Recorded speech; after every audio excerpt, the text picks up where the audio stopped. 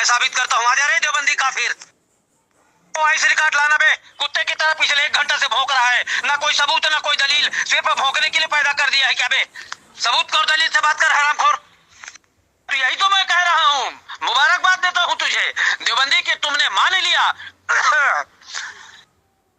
मैं कसम खाता हूँ अल्लाह तबारक व तआला की, इसकी माँ को चूदने में 25 नेकी मिलेगा, क्योंकि ये मादर चोद जब जब इसको गाली बको, इसकी माँ को चोदो, तो इसकी माँ को चोदने के साथ साथ ये जो है अपनी माँ को चोदवाता है। इसकी बहन को चोदो, अगर इसके गाड़ में जगह नहीं है इसके मुंह में डालो अपनी लंठ को। अल्लाह ताला हिदायत अता फरमाए। दोस्तों, ये है बरेलवियत और ये है बरेलवी मुनाजिर। आप यकीनन जान चुके होंगे